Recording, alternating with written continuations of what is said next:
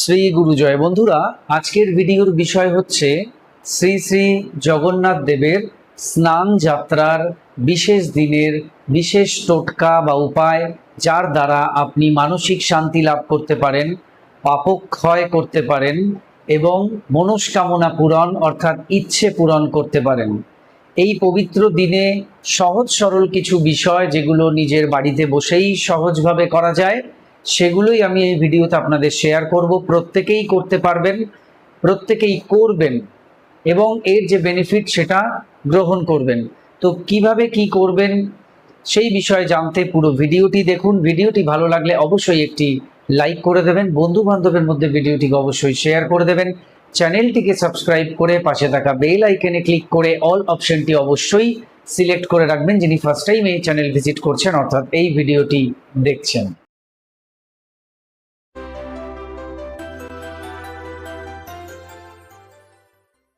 নমস্কার দর্শক বন্ধুরা, আপনাদের সকলকে আরও একবার রেইকি বার্তায় স্বাগত জানাচ্ছি। আমি আপনাদের বন্ধু শ্রী মিঠুন রয়, রেইকি গ্র্যান্ড মাস্টার। আপনারা নিশ্চয়ই ভালো আছেন, আমিও খুব ভালো আছি। বন্ধুরা, যেমন বলছিলাম, শ্রী শ্রী জগন্নাথ দেবের স্নান যাত্রা। এই স্নান যাত্রা কবে?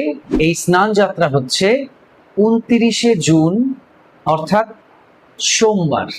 সবার আগে টাইমিংটা বলে দিই। 29শে জুন সোমবার, পূর্ণিমা শেষ রাত্রি 4:48 পর্যন্ত রয়েছে। এটা আমি আমার বাড়ির যে পঞ্জিকা সেটা দেখে বলছি। শেষ রাত্রি 4:48 মানে অ্যাকচুয়াল কিন্তু ইংরেজি মতে পরের দিন হয়ে যাচ্ছে। অর্থাৎ ইংরেজি মতে যদি বলি তাহলে 30শে জুন মঙ্গলবার ভোর 4:48 পর্যন্ত পূর্ণিমা রয়েছে। অর্থাৎ 29শে জুন সোমবার আপনি ঘুম থেকে উঠেই পূর্ণিমা পেয়ে যাচ্ছেন এবং সোমবার দিনই এই বিশেষ কাজগুলিকে করবেন, যেগুলো আমি এখানে বলছি। সবার প্রথম যেটা করবেন সেটা হচ্ছে স্নান করবেন। গঙ্গা স্নান যারা করতে পারবেন, যাদের জন্য করা সম্ভব বা পসিবল, যারা গঙ্গার আশেপাশে কোথাও থাকেন, তারা অতি অবশ্যই গঙ্গায় স্নান করবেন। এই দিন গঙ্গা স্নান করা অত্যন্ত ভালো বলে ধরা হয়।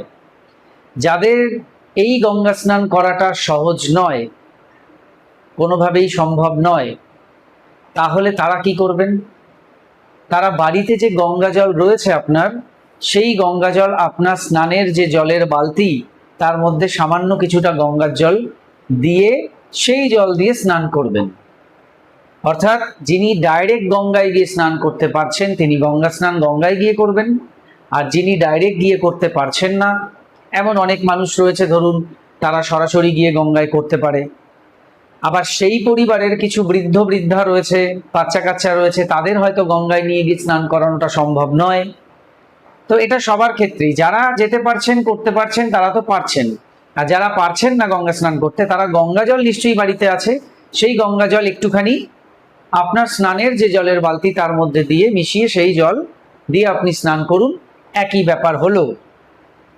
তো এই হচ্ছে সকালের কাজ। সকালে আপনি এই স্নানটা করলেন।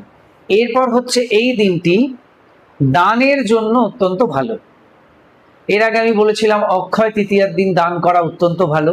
সেরকম এই শ্রী শ্রী জগন্নাথ দেবের স্নান যাত্রার দিনও আপনি দান করতে পারেন। তার থেকেও কিন্তু আপনি অনেক পজিটিভিটি অ্যাট্রাক্ট করতে পারেন।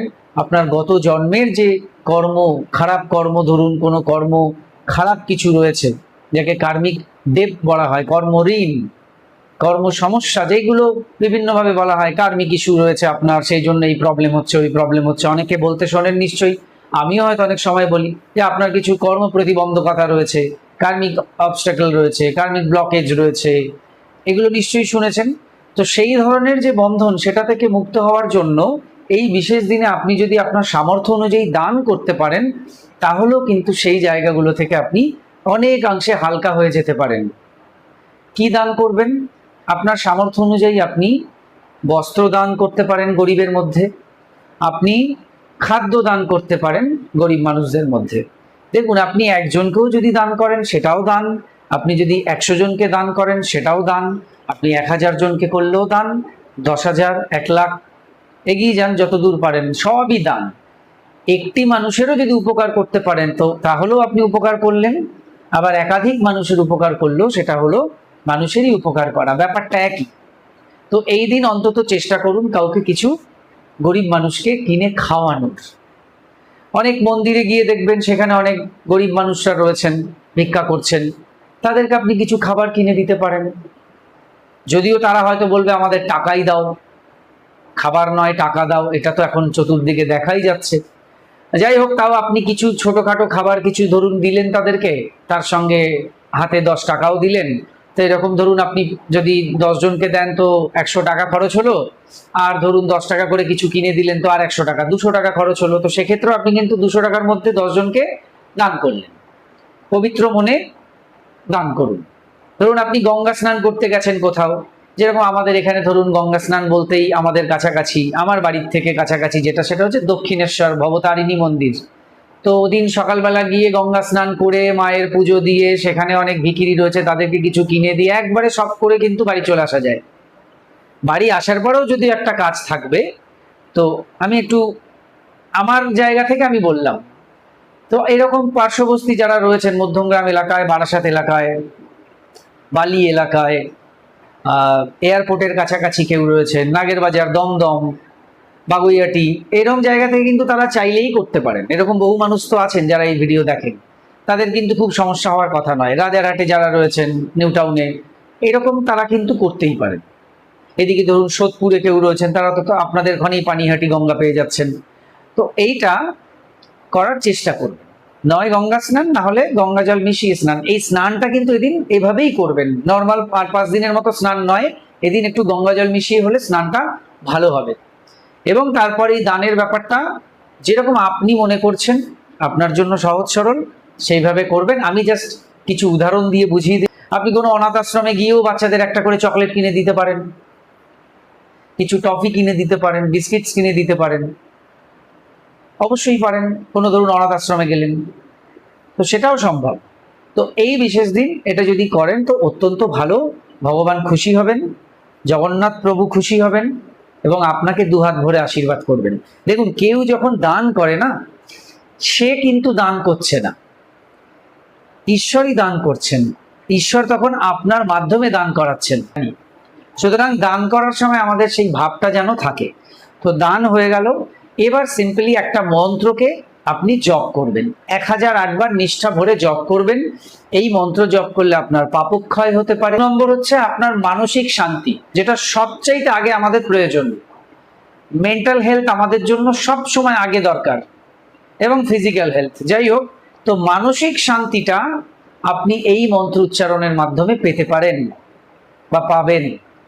আরেকটি বিষয় হচ্ছে, আপনার কোনো যদি মনস্কামনা রয়েছে, সেটিও প্রভু জগন্নাথ আপনাকে আশীর্বাদ করার মাধ্যমে এবং আপনার কর্মের ছোঁয়ায় সেই ইচ্ছে কিন্তু পূরণ হওয়ার চান্সেস রয়েছে। তো এই মন্ত্র আপনি জপ করলেই 3 দিক থেকে উপকার পাচ্ছেন: মানসিক শান্তি, পাপক্ষয়, ইচ্ছে পূরণ। তো মন্ত্রটি কি? মন্ত্রটি হচ্ছে ওম নমো ভগবতে বাসুদেবায়। ওম নমো ভগবতে বাসুদেবায়। ওম নমো ভগবতে বাসুদেবায়। ওম নমো ভগবতে বাসুদেবায়। এইভাবে আপনি জপ করতে পারেন ঠাকুর ঘরে বসে বা যে কোনো জায়গায় মনে মনে, বা আপনি আওয়াজ করেও জপ করতে পারেন। কল্পনায় আপনি জগন্নাথ দেবকে দেখে নিন, তারপর জপ করুন, তাহলেই হবে। তো এইভাবে এই দিনটিকে কাটান, আর পারলে এই দিনটি নিরামিষ আহার গ্রহণ করবেন, তাহলে 16 কলা পূর্ণ হলো। আর যদি অসুবিধা থাকে তাহলে ঠিক আছে। তো এই ছিল আজকের ভিডিও, আশা করি বুঝতে পেরেছেন। দেখা হচ্ছে আগামী ভিডিওতে। সবাই খুব ভালো থাকবেন। নমস্কার।